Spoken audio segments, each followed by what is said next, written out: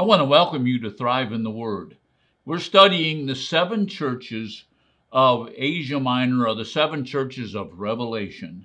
And today we're going to be in the third chapter of Revelations, starting with verse number 14. We're going to be looking at the very last church of the seven churches, the church at Laodicea. Now, hopefully we're going to get this church covered in this next week. But that's not a promise, that is a goal. There's much to say about the church at Laodicea. So again, if you like what we're talking about, hit the like button. And if you want to subscribe to our channel here on YouTube, hit the subscribe button, and it will open up a way for you to receive and to listen to thousands of teachings on the Word of God. So go ahead and do that for us, will you? Now, the church at Laodicea. Let's take a look at what the church at Laodicea, because the background of the church at Laodicea is very, very important in interpreting what Jesus has to say to this church. Now, Laodicea was about 40 miles from the city of Philadelphia. So what we're doing is we've made almost a complete loop, and now we're back down into the southern part of Asia Minor. And so Laodicea was about 40 miles away from the church of Philadelphia, and Philadelphia was the church that we just got finished talking about. The Laodicea was one of three cities that were very close together. They were ancient cities, but they were clustered in the Lycus Valley. Now, the Lycus Valley was a very fertile valley, a very nice valley, but there were three cities. One of those three cities was about 11 miles from Laodicea. It was called Colossia. Now, maybe those of you who are Bible scholars, you recognize Colossia because the Apostle Paul wrote a letter to the Colossians. And so these two cities were very closely related, and they were very close to each other. Now, one of the things that happened is the Colossian heresy had actually influenced the church in Laodicea, and we're going to talk about that in a little bit later on. The other city was the city of Hierapolis, and it was about 6 miles from the city of Laodicea. So Laodicea was the largest of these three cities. Laodicea, we believe, had a population of about 120,000 people at the time that this letter from Jesus was written to them. The city was known for its wealth.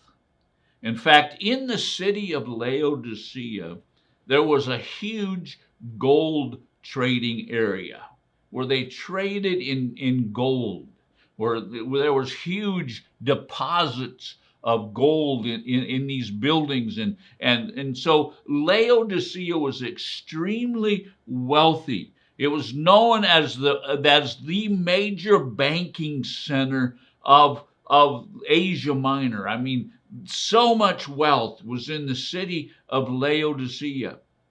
Now, it was also in the Lycus Valley, and one of the things that we know about the Lycus Valley is that the Lycus Valley is very, very prone to earthquakes.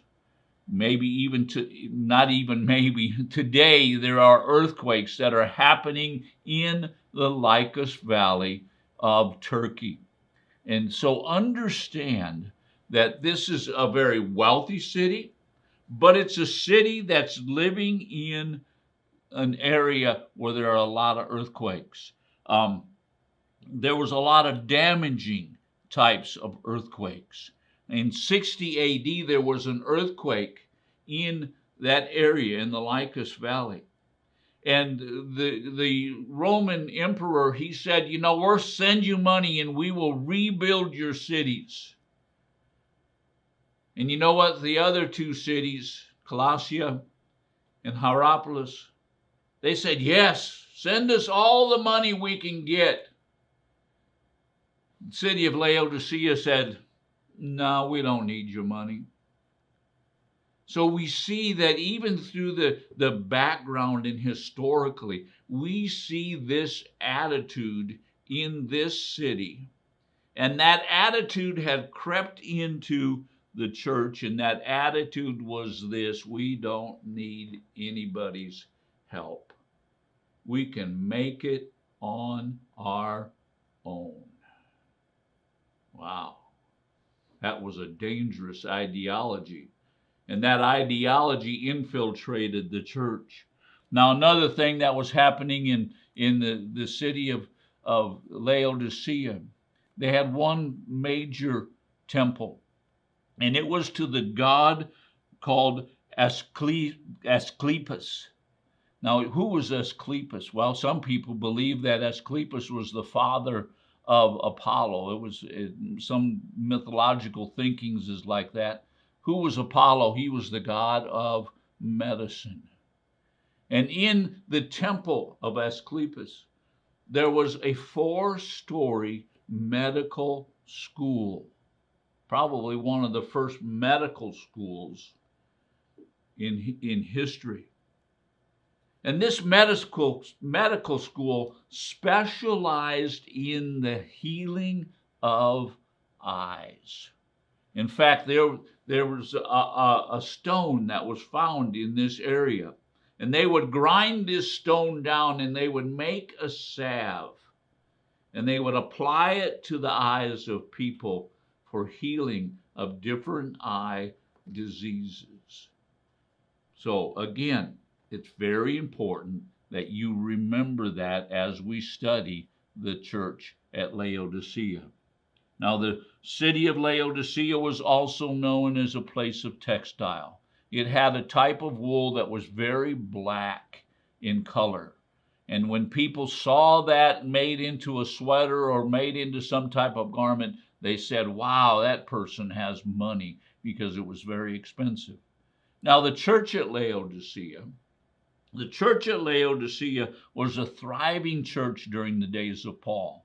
Do you know that Paul wrote a letter to the church at Laodicea? In Colossians 4, verse 16, Paul says, for your part, read my letter that is coming from Laodicea. But something has happened in Colossia, and it affected Laodicea, and it's called the Colossian heresy. And so the letter to Laodicea was never considered to be inspired. Now, we need to understand that Laodicea was one of 2 churches of the 7 that Jesus had nothing good to say about. Wow. Well, our time is up for this podcast. Join us again tomorrow as we look deeper into the church at Laodicea. Thanks for watching.